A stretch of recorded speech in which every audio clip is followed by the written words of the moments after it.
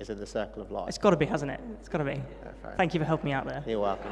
That's why I'm here. Yeah. That's why I'm here. Are you going to give us a little rendition before we No, start? absolutely not.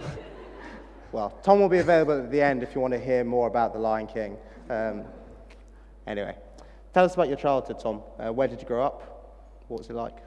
So I grew up in Yorkshire, in a little town called Brighouse, which is near Halifax, which doesn't have an H on the front unless you're in the south. I grew up in a non-Christian family, a very lovely family. My parents were really kind to us growing up. We played a lot of football. We never went to church. My dad used to say that we go to the temple, by which he meant Ellen Road, which is the Leeds United football stadium. We went rain or shine, Tuesday evenings in the freezing cold. That's what we did as a family, and then at the weekend we played a lot of football. So I grew up in Yorkshire. Do you want to know a bit more? Well, I was going to say, as a Leeds fan, that must have been a really tough time for you. Thank you for that. Yes, I remember crying in my garden when we got relegated. It's been a long time away, and we're very happy this year. Okay, excellent. So you came here for university. You were at LMH. Yep. What did you study? So I studied physics. Yeah. Any physicists in the room? Yes, we've got a few. I'm sorry. Well done. About 4, I think. Tell us, you say you came from a non-Christian background. What was your view of God then as you grew up? I'm not sure I'd really thought about God all that much. I probably had 2 thoughts about God. One was, if there was a God, he probably liked me. My friends used to say, "Oh, you're so lucky," and I say, "Oh, good, because God loves me." And I realise now that was quite a proud thing to say, but that's what I thought about God. And then the other thing I thought about God was that if there was a God, he was probably like Santa Claus. You know, he sees you when you're sleeping, he knows if you're awake, he knows if you've been bad or good, so be good for goodness sake. I didn't know much about God, but those are probably my 2 thoughts, growing up. And when did that view, or has that view changed? It has changed. I am training to be a vicar. You would hope so, wouldn't you? Yeah. I didn't hear very much about Jesus and the Christian faith growing up, and the first time I heard about Jesus as an adult was when I came to university. I was actually on interviews week here in Oxford. My family, I said growing up was a lovely family, but at the time when I applied to Oxford, my parents were getting divorced. It was a really unhappy time for us. I wasn't really sleeping. So I came down to Oxford a day early for my interviews to make sure I got some sleep the night before, which meant I was here for Sunday morning. So I went down to Halls, I had a nice cooked breakfast. I met 2 people over breakfast who talked to me for about 10 minutes. They were really lovely, and then they said, "We're really sorry, we've got to go." I sort of looked at my watch and like, "Where are you going at 9 o'clock on a Sunday morning?" They said, "Oh, we're going to church. Would you like to come?" And I remember thinking to myself, you might need God on this one, mate. And I don't know why I was a convinced atheist growing up, but I just thought, well, maybe I do.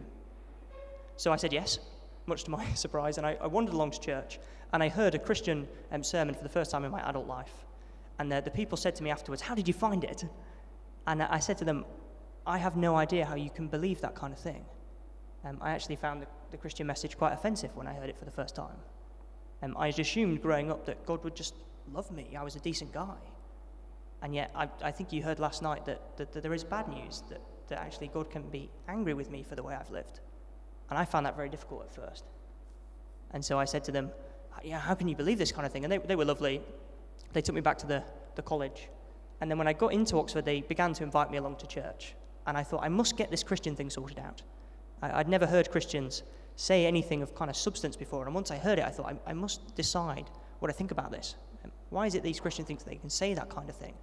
So I started going along to church each week and to see you, and I asked as many questions as I could. And I remember those weeks sitting in the chair and listening to people tell me about Jesus and just being absolutely captivated by this man. A man who was so kind, a man who was so gentle and yet uncompromising, and he wasn't wet. And I remember hearing about him every week and thinking, do you know what, he's just so amazing, and I'm not, actually. The more I saw his beauty, I began to realize that there was in me things that weren't that beautiful, and I began to realize there were things that I'd done that I was very ashamed of, things I rightly felt guilty for. And so I found this tension going on in me. I began to realize that what Christians were saying about me is probably true. If there is a God, maybe he isn't that happy with me. Jesus was amazing, and I fell short of that. And eventually my friends invited me along to a week like this, a main event week, And they said to me, we've got these group of talks, do you want to come along? And I said, yeah, I'd love to. So on Monday night, they knocked on my door, do you want to come? And I think it was like exams a few weeks later. I said, no, I'm really sorry, I've got loads of work. So they said, oh, never mind. Came back on Tuesday, knocked on my door, do you want to come? I said, no, I'm sorry, I've got loads of work. And then Wednesday night, knocked on my door, no, I'm sorry, 3 nights in a row. Too much work. And then on Thursday night, a friend of mine sent me an email. He said, Tom, there's a man in reception, go talk to him. So I went to talk to this man in reception. I said, look, I'm struggling with Oxford, I've got so much work. I'm drinking more than I want to be with the football team, and I don't know what I'm going to do with my life. And he said to me, Tom, it's going to sound really corny. He didn't mean it at the time. He said, Tom, have a pint and put your trust in Christ. And I remember thinking, what a weird thing to say. But he invited me along to a talk that evening, and I went along. And I heard someone explain the Christian message. And he told a story of Jesus with the Pharisee and the tax collector, 2 different people. And the Pharisee stands and he prays, thank you, God, that I'm not like other people. And the man said, the reason he does that is because we all have a basement where we shove all the things we've done that we regret and that hurt us. Oh, sorry, with the microphone. And when we just force them down, and one way to deal with that is to be sort of lift ourselves up and judge other people, and we just pretend it's not there. And then there's another man, the tax collector, who gets on his knees and he says, Lord, have mercy on me, a sinner. God, I need your forgiveness. And I remember hearing Jesus tell that story that night and thinking, I behave like the Pharisee. I pray, thank you that I'm not like other people. But deep down, I desperately need some help. So I ran back to my room in college. I prayed, God, if you're real, have mercy on me, a sinner. Throw a light across the room or something. And he didn't do that. But I prayed, if you're real, please have mercy on me, forgive me. And about a week later, a friend of mine was chatting to me, and they said, oh, Tom, what do you think about God these days? I thought, oh, yeah, I believe in God. He said, oh, what about Jesus? Son of God? I said, yeah, I think he is. And then they said to me, Tom, well, what do you think about the cross? Do you think that that's the place where Jesus paid for your sin, your wrongdoing, where forgiveness is found?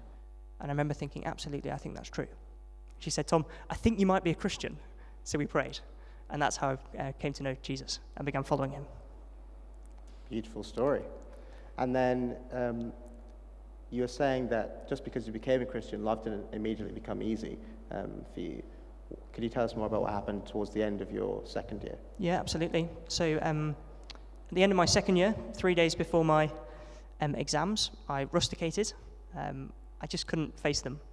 I would go into collections and I would try and read the questions, and all I would hear in my mind is like my tutor's voice being disappointed with me. Or I'd think, what if I let my family down because I can't do this problem? And it was just crippling. So I would sweat and was anxious.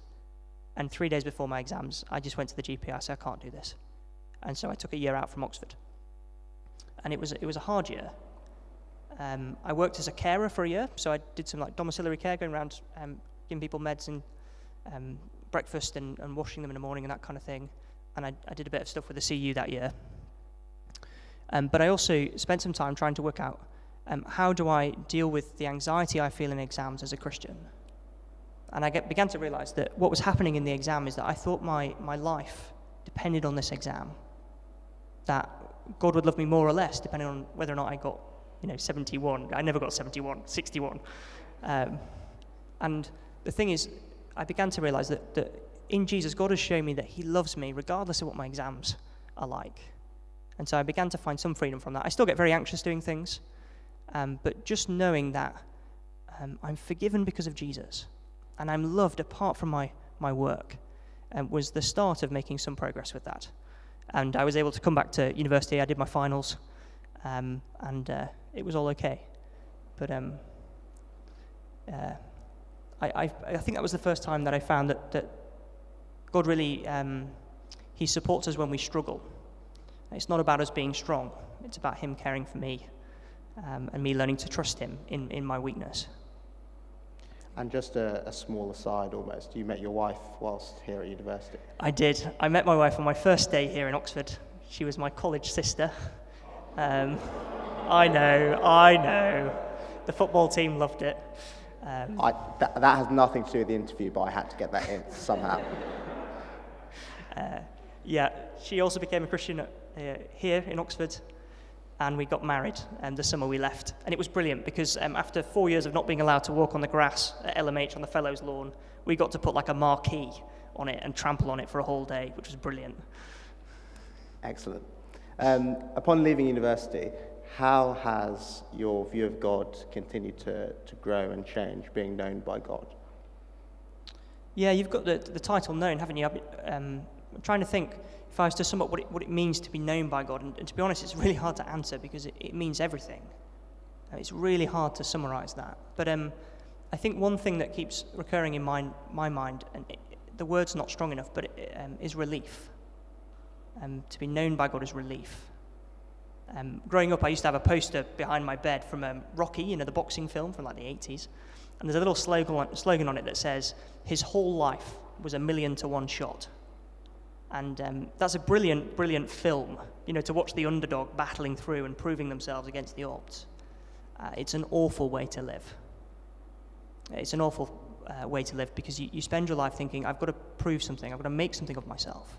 It's all just 1,000,000 to 1 shot, and if I don't get it right, what if I'm not good enough? What if I can't do it? And then coming to know that God knows me means that that's not what life is like at all. Life is not 1,000,000 to 1 shot. Life is every single day in God's care.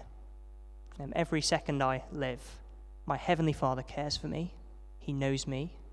On my worst days, He's there with me. And I think that is just, relief's not quite strong enough. But to know that I'm loved is the most amazing thing in the world. And before I became a Christian at university, I really struggled to sleep. I'd lay in bed at night and I'd be anxious and worried about all kinds of things. And the night that I put my trust in Jesus, I remember sleeping like a baby for the first time. And because I knew that it was all okay and I was secure. So I think for me, to know that God knows me is relief. Yeah. One of the things which we've been talking about a lot is being known by God, but there's also the aspect of God being known by us. How do you deal with the fact that we might not know everything about God? How does that mean you can still believe in Him? It's quite tempting as a physicist to start getting test tubes out, so you just think if I can just prod God enough, if I read the Bible and I sort of just, discover everything, and I've got all these questions, and if I just read enough books or I watch enough things, and you think maybe I can just sort of get God sorted. And the thing you realize is that we're talking here about the creator of the entire universe. And there's no way that my brain, my little brain, can comprehend everything about Him. I just can't. But the amazing thing is that He makes Himself known to me in Jesus, so that I can know enough to trust Him. To begin with, I didn't know very much about Him, but I knew that I liked Him. And then I began to realize that I can entrust my life to Him. And the more I go on, every day that I live, I learn to trust Him just a little bit more. Because every day He shows me that He's trustworthy.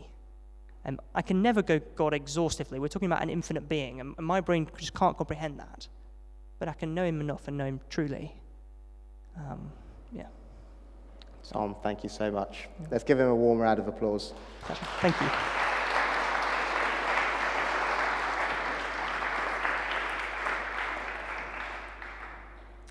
Awesome. I'm going to hand over to Grace and Jonty. Thanks so much, Thomas. That was amazing. Thank you. So, Jonty, yes, you've been our speaker all the evenings this week, which has been amazing. So let's get to know you a bit more if you guys have been here already or for the first time. So I've got a few questions to ask you. So first question, quite rogue. I feel like maybe lots of people recently or past few years have been trying out non-dairy milks. Maybe if you're lactose intolerant like me or you want to be better for the climate. So if you could be any non-dairy milk, what non-dairy milk would you be and why? It's interesting. I was just thinking about that yesterday. I don't know. There's a lot. I mean, I'm not very up on the non-dairy. How do you milk an oat? I'm not convinced it's milk. It's more juice, isn't it? It's oat juice. Oat juice? A bit weird. Yeah, but it's not milk, is it? Well, anyway, I have no idea. I do like coconuts. Coconut milk is a thing? That is a thing, yeah. I remember one of my greatest days of my life, actually, when I was at sixth form. This is not going to paint a great picture of my life. The vending machine in the sixth form I'm a big fan of Bounties. That's the link with coconut. And I like Bounties a lot. And I put some money in to buy a Bounty. And it came out. And then I realized that my money hadn't been taken. So, great, I get another one. And me and my friends just emptied all the Bounties. And then we went to the canteen person and said, the vending machine's empty. Can you fill it? And there was like this whole crowd of us all standing as she kind of filled it all up. And then we just... And I had a locker full of Bounties. It's pretty So solid. happy coconut memories. The Bounties are always like left in the celebrations, and no one ever Yeah, no, wants I them, don't know why that so- is. Milky Ways is what I leave. Fair enough. Cool. They're Awesome. rubbish. So, Jonty, you're a student here in Oxford. You did chemistry at Lincoln College. Yeah. So, being back this week, has that brought back any memories? Oh, loads of memories. I'd forgotten what a magnificent thing a kebab van is. Like, you don't get those in London. I was walking home from here. I went, oh, look at that. And suddenly all the memory of chips and cheese came back. And like, you just couldn't walk anywhere in an evening without stopping to get chips and cheese. I haven't had cheese on chips since I left uni. So yeah, it's brought back a lot of joyful memories. Make I met cheese my on wife chips here as great well. again. Yeah. Love that. I did get a hoodie from Hassan, so I love a good kebab van. So last question. You've been with us all week. What have you enjoyed most about this week? I think it's been great. I've really enjoyed spending time with some of you guys. I've really enjoyed thinking about some of these big issues and speaking about whether this message of Jesus is relevant today. So I've just really enjoyed having the opportunity to talk about it. I'm so excited about Jesus. I think he is so fantastic. I love to have the opportunity to talk about him. I love that. Thanks, Jonty. So Jonty's going to talk to us about imagine a world where no one was hopeless. So over to you, Jonty. Take it away. Great. Guys, it really has been great to be with you this week, and we've got this last topic to get into. So let's dive into this together, and let's think about this idea of being changed. You see, the reality is all of us are being changed, right? All of us are changing as we grow. You can look back, and there have been some significant moments of change. So for example, when I learned to ride a bike, my dad put stabilizers on the bike. Anyone else have stabilizers on their bike? Yes. It's a very sensible way to learn to ride a bike. And, there you are, riding your bike, and you've got stabilizers. Of course, the problem with stabilizers is you just kind of go down the road like this, right, leaning on the stabilizers. But my dad thought that that wasn't an appropriate way for an 18-year-old to ride their bike, so he thought, I'm going to teach my child to move on, to change. I want him to change. But my dad didn't. Now, I'm not sure. Did anyone else have this experience? My dad said, the next step is to take one stabilizer off. Did anyone else have this? It was a very odd decision. I must ask him about it. He took one stabilizer off. So the first time I got on my bike, I just went, like that, and then just learned to lean one way, and just rode my bike leaning one way. And then eventually he said, right, son, it's time to learn to drive a car. Let's get this other stabilizer off. And so he took the other stabilizer off, and then I just fell over that way, and then eventually he learned. And the point I'm making is that we change, right? That part of being human is that we're changing. And some of those changes are changes that happen to us, changes that we can't control. It's just part of growing up, and something happens. Other changes are things that we long to see. I'd be very surprised if there's anyone in this room who says, no, there's nothing about my life I want to change. There's nothing about me I want to change. I'd be surprised if that was anyone like that. And what I want to do tonight is I want to try and show you that of all the changes that could ever happen in your life, the decision to be a Christian, the decision to follow Jesus, is the biggest change that you could ever experience. Now, I've been kind of trying to decide how how hard to push you tonight and how much to kind of go for this, but I've decided I'm just going to go for it. I'm going to be quite blunt with you tonight about what it means to follow Jesus, because I want you to know. I don't want to sugarcoat it. I don't want to mess around. I want to try and show you something about what it means to follow Jesus. And I think some of you will probably just be offended, like Tom talked about when he first heard it. That's okay if you're offended. I don't mind you being offended. I'd encourage you to keep thinking and keep looking. But I also wonder if there may be some people here who, as you listen to what I say, as I try and show you what Jesus says, actually you might find your heart inspired to say, yeah, that's what I want. You see, when I talk about change, we're not talking about a little tweak. We're talking about something monumental. So, okay, I want you to imagine a jigsaw, right? So, jigsaw, you've got all your little, you know how jigsaws work. I don't need to explain jigsaws, right? A jigsaw. And you got your jigsaw, and do you know there's a world championship of jigsaws where people compete in pairs to complete a jigsaw in the fastest time. 2019 was the first inaugural jigsaw world championships. That's magnificent, isn't it? You have to complete a 500-piece jigsaw, and the fastest people do it in like half an hour.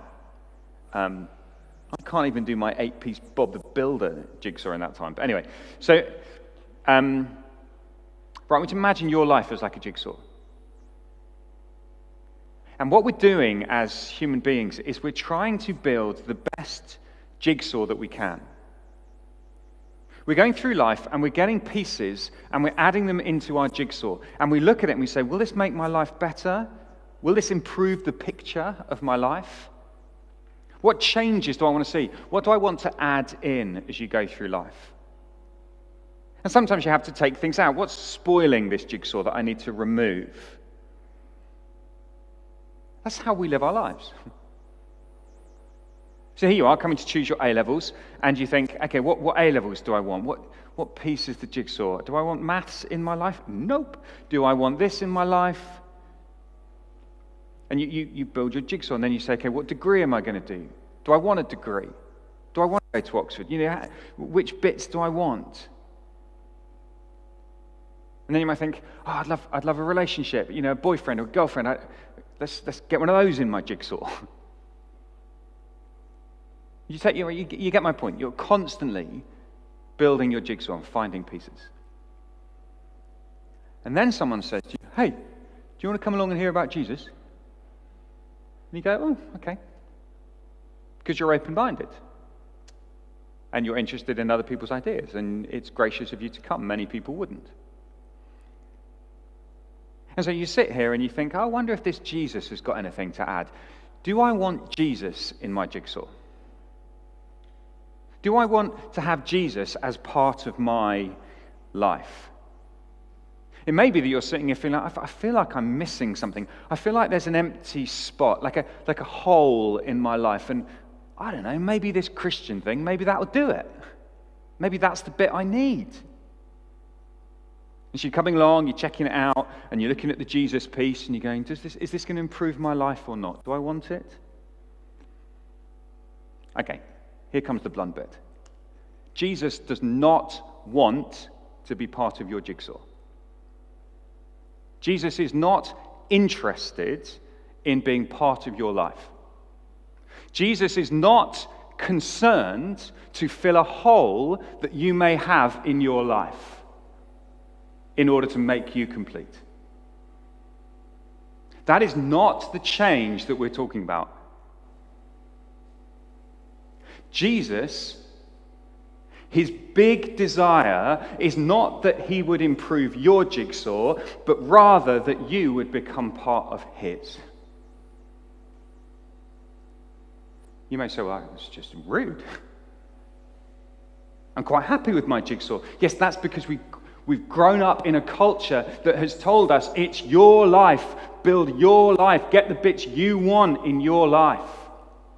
If you want Jesus, fine. If you don't, fine. Do what you want. But this Gospel of John actually challenges you with a very different view. Jesus is just not a piece that we might like to add to our jigsaw. What we've been seeing over the last 5 nights is that Jesus is remarkable. He is utterly magnificent. Give me a few minutes. Just listen to this for a second. Let me tell you some of the things that if you'd read all the way through this, that you would have heard about Jesus. He's constantly referred to as the Son of God, the eternal Son of God, the one who has always existed, the one through whom all this universe was created. He's called the one who is the light, and in him is light and life. There are these massive claims about him. He's called the Messiah, the promised one, the anointed one, the one to whom the whole of human history is building, the Messiah, the hope, the King of Israel. He says, I'm the light of the world, I'm the good shepherd, I'm the gate, I'm the door, I'm the resurrection, I'm the life, I'm the way, I'm the truth, I am. That's Jesus. He comes into this world and says, it's all about me, which is either the most egotistical maniac or it's true. And it's not just that he claims it. John also tells us about the powerful things he does. In the first half of John's gospel, there are 7 massive miracles. I mean, he did hundreds more miracles, but John picks 7 so that you can know the power of this man. He made water into wine. He made a sick man well. He made a lame man walk. He made hungry crowd full. He made the sea into his pavement. He made the eyes of a blind man blink and open to the light of the sun, and then he made a dead man come out of his grave and walk. There is power in this man, Jesus. These are some of the claims that are being made about Jesus. And then last night we saw that Jesus, this eternal Son of God, who has phenomenal, infinite power, then went to a cross, willingly chose to go to a cross to die in order that he might save the world. Then he rose from the grave and he is alive again. He ascended to heaven and he right now is at the Father's right hand. And you're telling me that we're going to sit here tonight and go, oh, I wonder, do I want Jesus in my jigsaw? That's crazy. He's massive. He is the King and the Messiah and the Lord who holds life in your hands, in his hands. He holds your life in his hands. He sustains you right now. Whether you believe in him or not makes no difference. He's the King. And he holds your life in his hands. So tonight, he is not interested in being part of your jigsaw. He has a much bigger plan. He says, I want to change you so radically that you become part of my jigsaw. You become part of what I am doing. And that is the privilege. That is the joy of what it means to be a Christian. That you have your life reoriented, completely turned around, and you begin instead to live with a new life.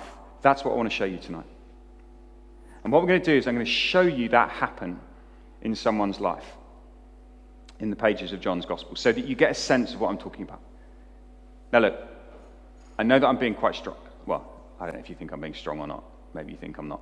But I'm trying to put it as clearly as I can so you can see it. So grab one of these. Let's have a look at this together. We're going to go to 2 fires, right? There are 2 fires in John's Gospel. Don't know if you knew that. And these 2 fires, we're going to go, and I want to invite you to come with me and come and see this fire that is burning and see what happened at this first fire. You're going to need to turn to page 45. And Jesus has been arrested. And have a look at the top of page 45. It says this: Simon Peter, he's the guy we're going to look at. We're going to see how his life was changed.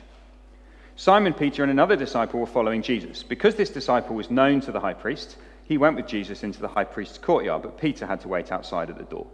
The other disciple, who was known to the high priest, came back, spoke to the servant girl on duty there, and brought Peter in. "You aren't one of this man's disciples too, are you?" she asked Peter. He replied, "I am not." It was cold, and the servants and officials stood around a fire they had made to keep warm. Peter also was standing with them, warming himself. Okay, now jump down to the bottom section on that page, verse 25. So Jesus is being accused. Let me cut back to Peter again. Meanwhile, Simon Peter was still standing there, warming himself. So they asked him, "You aren't one of his disciples too, are you?" He denied it, saying, "I am not." One of the high priest's servants, a relative of the man whose ear Peter had cut off, challenged him, "Didn't I see you with him in the garden?" Again, Peter denied it. And at that moment, a cock began to crow. Okay, in your imagination, come on, let's use your imagination. Even if you're a scientist, let's use your imagination. Here's the fire. And Peter is standing there, warming himself. And they ask him, don't you know Jesus? You know Jesus. Surely you know Jesus. You're one of his followers, aren't you? And in that moment, Peter makes the decision, I'm going to deny him. For 3 years, Peter has followed Jesus. For 3 years, he's been one of Jesus' closest friends. He's seen the miracles. He's heard the words of power. And in that moment, he says, I don't want this man in my jigsaw. Because it threatens me. Because if I admit to knowing Jesus, if I bring Jesus into my jigsaw in this moment, then I might die too. And I don't want to die. In fact, I would rather warm myself. It's powerful, isn't it? His jigsaw is all about himself. His jigsaw is about his comfort, his security, his safety. And in that moment, he says, this Jesus is not a good plan for me. So he denies him. And it's very poignantly told, as on the third time he denies him, there's a cock crowing in the distance. Can you hear it? Can you imagine it? How do you think Peter felt that night when he went home? I imagine he felt gutted. I imagine he felt confused. I imagine he felt wretched. He denied his best friend. He denied the one he knew was the Lord. He denied the one who he knew had power. He denied him. And now his friend is hanging on a cross, alone. And now his friend is dead. And now his friend is placed in a tomb. And Peter let him down. But I want to take you to a second fire. Because 3 days later, maybe 3 or 4 days later, there was another fire. So turn now to the last chapter, page 52, you'll find this. Let's see how Simon Peter's feeling at this point. Verse 52, page 52, chapter 21. After Jesus appeared again to his disciples by the Sea of Galilee, it happened this way. Simon Peter, Thomas, also known as Didymus, Nathanael from Cana in Galilee, the sons of Zebedee, and 2 other disciples were together. I'm going out to fish, Simon Peter told them. And they said, we'll go with you. So they went out and got into the boat, but that night they caught nothing. How's Simon Peter doing? After his betrayal, how's it going for him? He goes back to his own old way of life. He's had this 3 years of crazy power and extraordinary experiences, but now it's all over. He doesn't know what he's doing. And he says, I'm going out to fish. That's all he's got.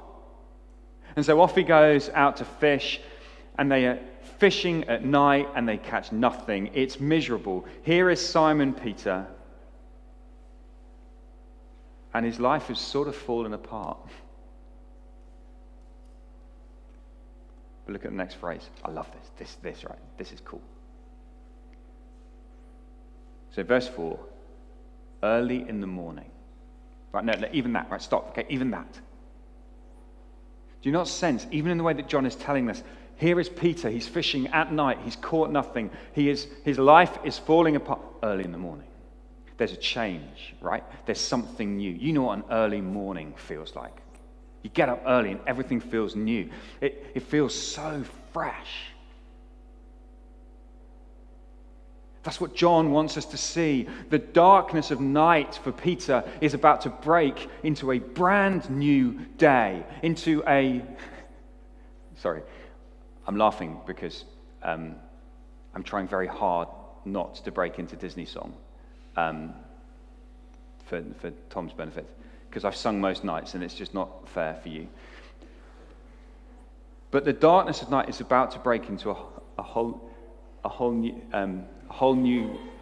world, a new fantastic point of view. No one to tell us no.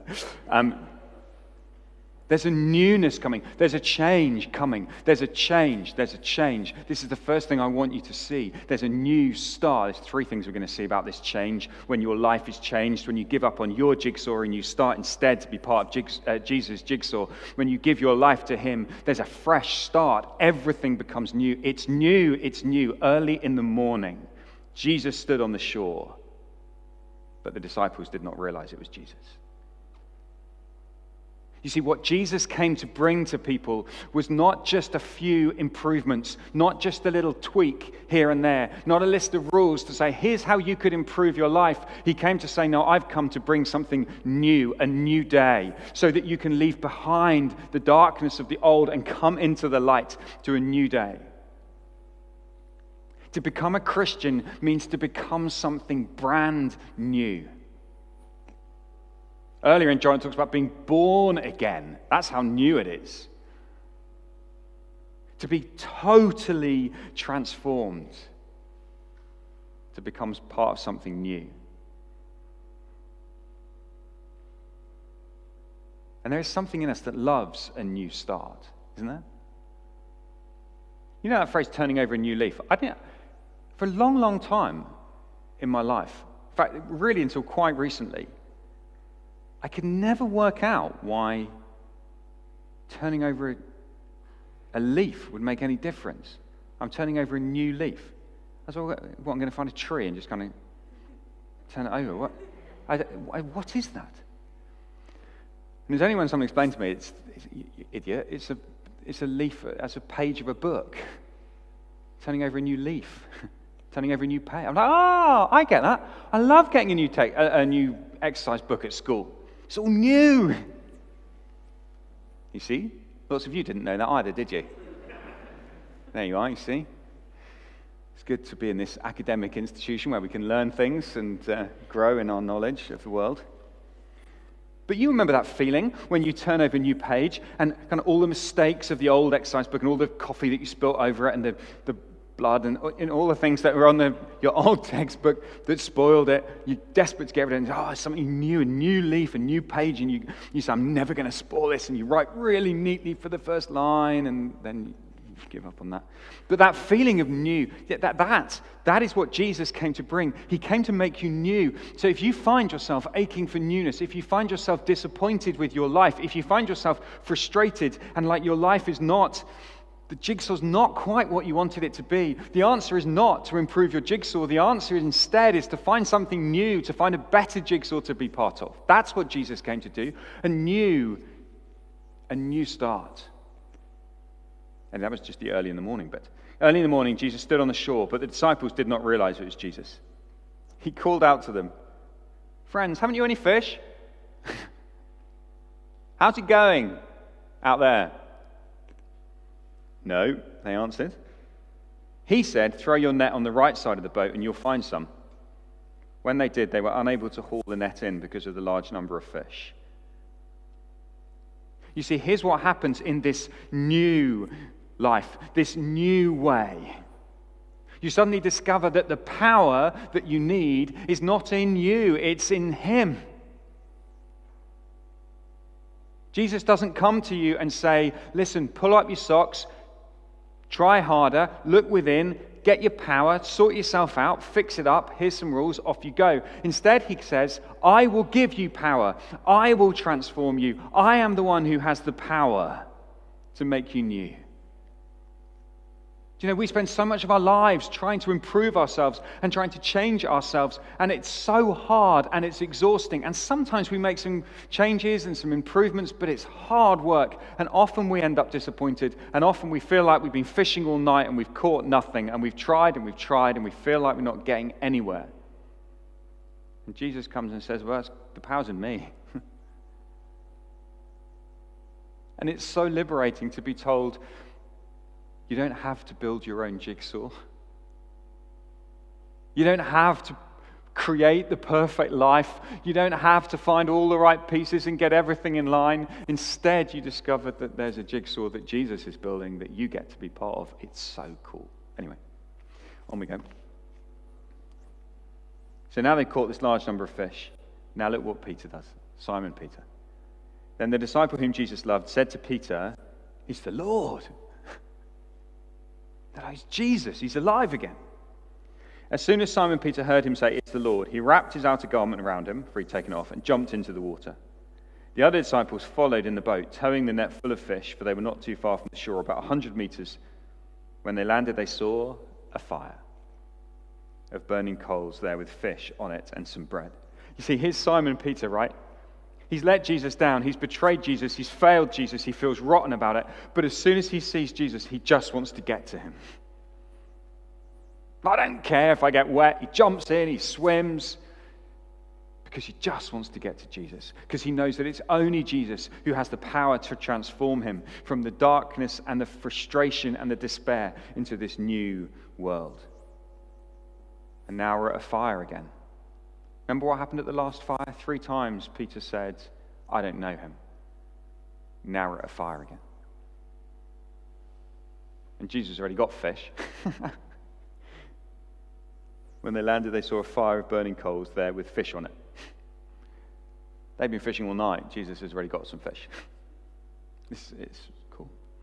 Right, we're going to jump on just to verse 15, because this is where I want to show you the second thing. First thing is, it's a new. This change that we're talking about is a new start.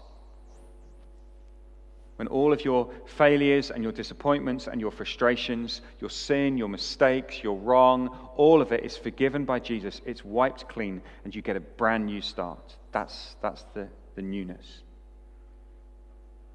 But now look at verse 15. When they'd finished eating, here they are okay, here's another fire, right?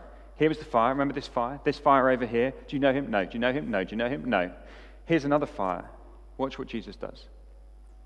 When they finished eating, Jesus said to Simon Peter, Simon, son of John, do you love me more than these? Yes, Lord, he said, you know that I love you. Jesus said, feed my lambs. Again, Jesus said, Simon, son of John, do you love me? He answered, yes, Lord, you know that I love you. Jesus said, take care of my sheep. The third time he said to him, Simon, son of John, do you love me? Peter was hurt because Jesus asked him the third time, do you love me? He said, Lord, you know all things. You know that I love you. At this fire, do you know him? No, no, no. At this fire, do you love me? Do you love me? Do you love me? 3 times Jesus gives him the opportunity to put right what he had said. And what I wanted to show you about this transformation is it's not just a brand new start, it is a brand new love. To become a Christian doesn't just mean you go, oh yes, I think Jesus is true. It doesn't just mean you go, oh yeah, I believe in him. It doesn't just mean I'm going to go to church. It means that you're love. You have a new love. You learn to love this man, Jesus. Do you love me?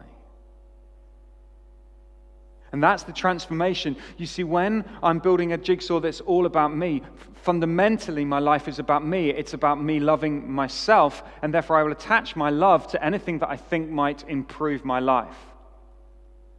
But when you connect your love to things in this world, things that change, then your Your sense of satisfaction and joy is going to be like a roller coaster. Okay, so look, if you love your academic achievement, if that is your first love, if that is the thing that you love above all other things, then your satisfaction and joy will rise and will fall with your failure and with your success.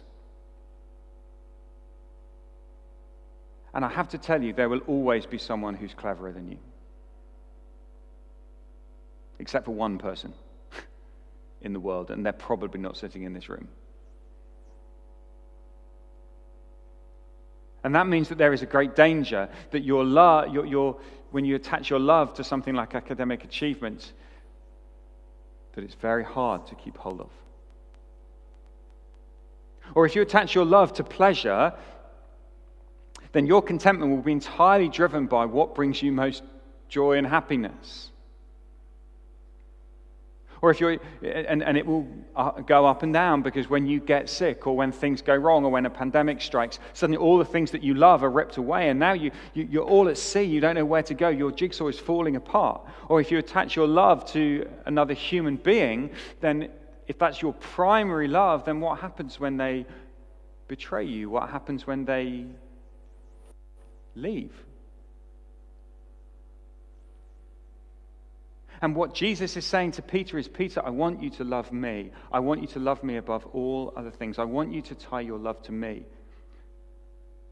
And the reason that is so wonderful when you see it is because you are tying your love not to a temporary, shakeable thing, but you're tying your love to the eternal one, the one who does not change, the one who loved you enough to die on a cross. Jesus gave his life to win your love. He wants you to love him.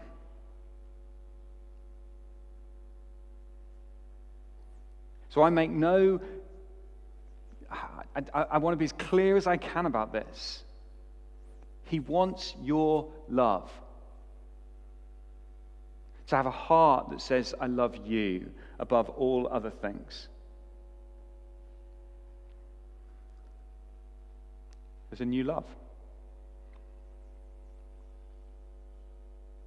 And actually, as you tie your love to him, it sets you free to truly love others.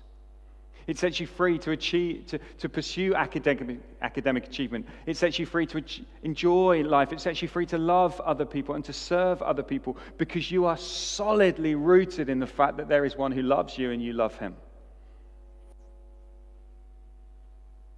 So whether you would call yourself, okay, let me just talk to those of you who would call yourself Christians. Many people in this room would call yourself Christians. Here's my question for you. Do you love him? Do you love him? Not just do you believe in him, not do you talk about him, but does he have the primary place in your heart? Is he your highest joy? Is he your greatest desire? Have you pinned, or do you remember that? You ever played Pin the Tail on the Donkey? What a game that was. Okay, so right, let's try this, right? Pin the tail on the donkey. You're blindfolded, you get a bit of paper and you've got to try and pin the tail on the donkey. Not a real donkey, picture of a donkey, obviously, because that'd be cruel. All of us are pinning our love on something. All of us are pinning our love to something. What are you pinning it on?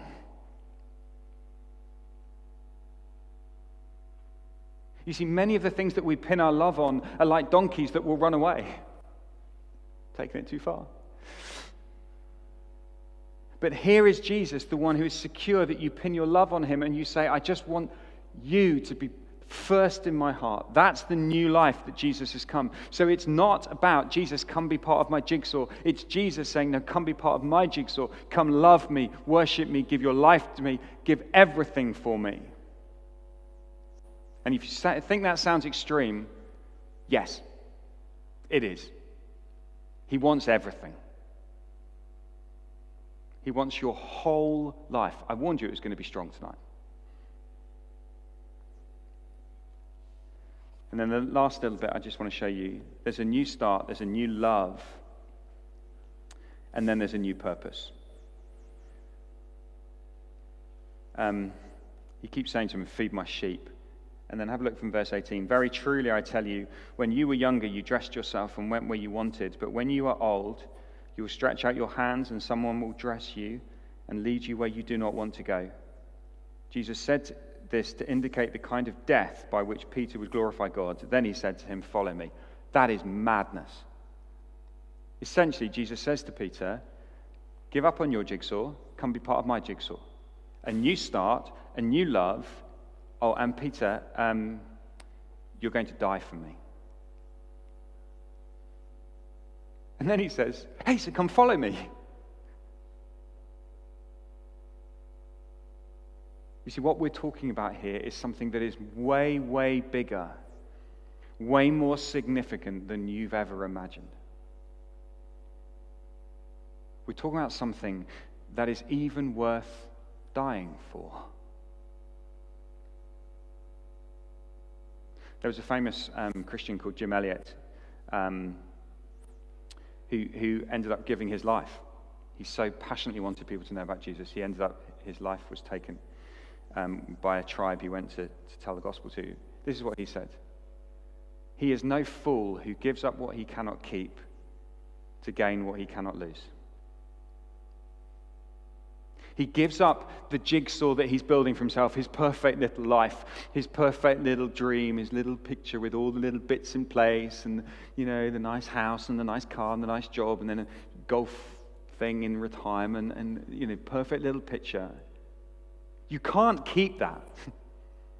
You can build it and then bit by bit it will shrivel and bits will go missing, it will fall apart and then you will die.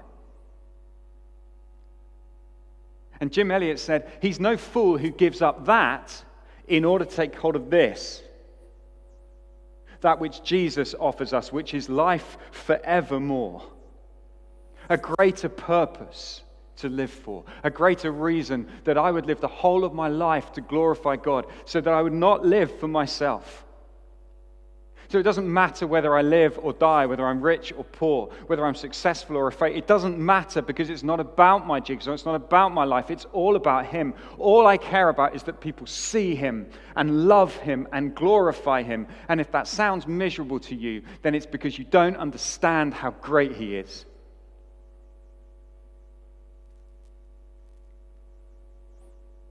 So tonight, really, as I finish these talks, I just want to say to you, Jesus is worth everything. He's worth giving up everything for. Because He gave up everything for me. He went to a cross and died for me. So tonight, I just want to lay that out before you clearly and say, are you up for that? You'd have to be sure. But are you up for that? Are you up for finding a greater purpose? Are you up for finding a new start, a new love, a new purpose in your life? Are you up for that? Well, Jesus is where to start.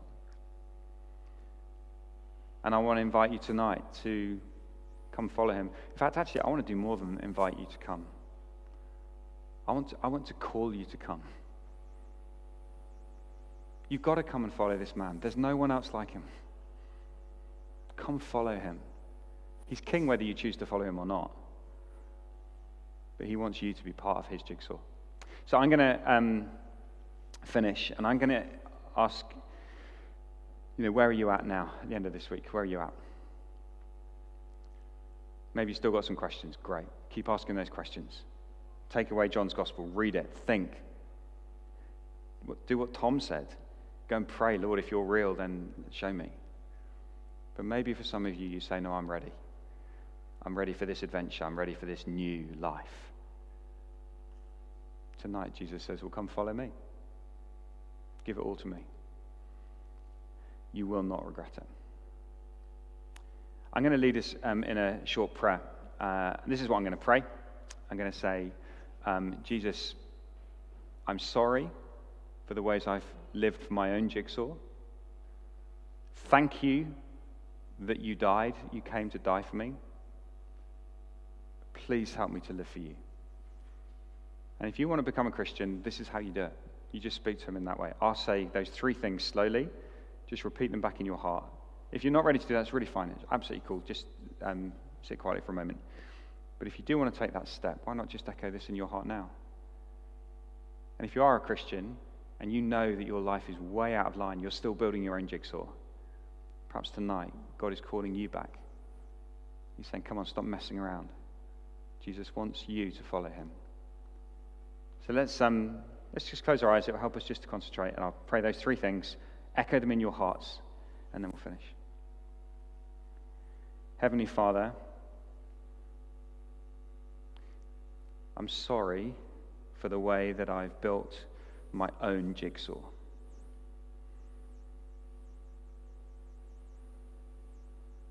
Thank you that Jesus died to save me.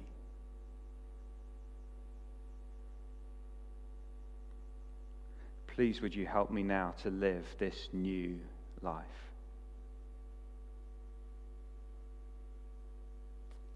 Amen. Guys, I hope that what we've done this week has been helpful. I hope it's made you think. I'm sure you've got loads more questions. But thanks so much for joining us. Have a great weekend. See you soon.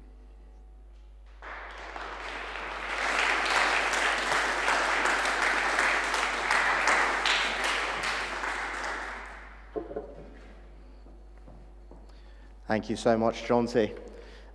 If you said that prayer for the first time, or maybe you said it again, please do speak to someone in a no jumper, speak to the person you came with, anyone you know that's in the CU. Come speak to me and Grace.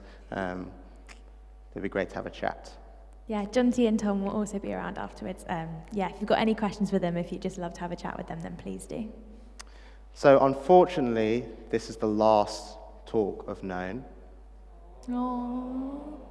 You guys were clearly not prepared for that. Unfortunately, this is the last talk of Known. There we go. But thankfully, Known doesn't stop tonight. Grace, can you tell us what... There, that guy knows.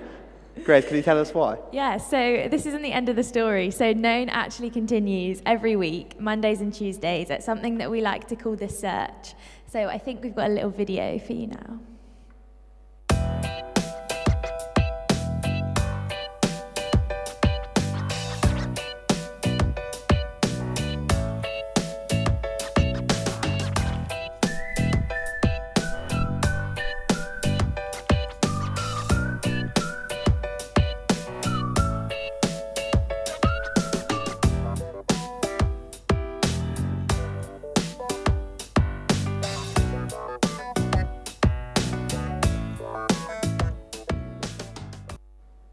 Yeah, so that's The Search. So this week, this Monday and Tuesday, it's going to be in people's gardens around Oxford, groups of 6, around a fire pit, roasting marshmallows, free hot chocolate, free cake, a short talk, and then a whole hour to discuss these big questions of life.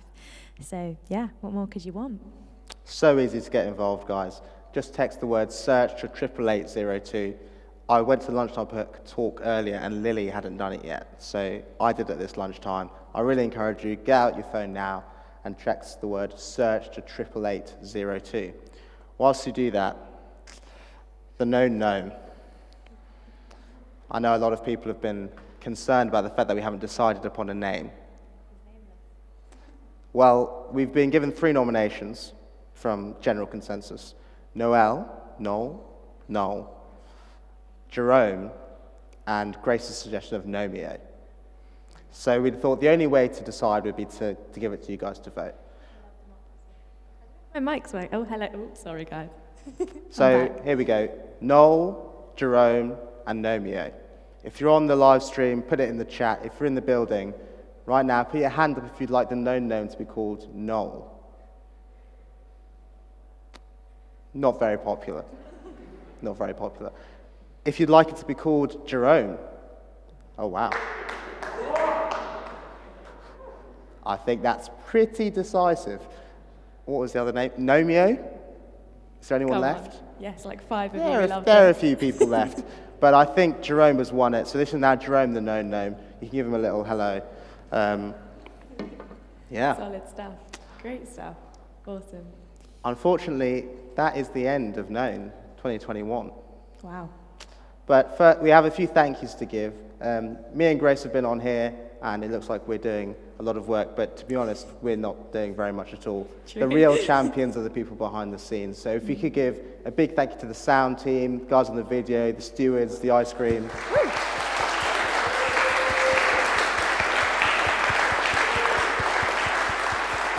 Yeah. Everyone on the known committee who has made this possible, thank you so much. Yeah, a massive shout out to the speakers as well. And they told me not to do this, but a massive thank you to Sam Saunderson and Anna Steinbrück, because they've just done so much making this happen, putting the whole thing together, doing all the work that made this happen. So let's do a massive round of applause for all of them.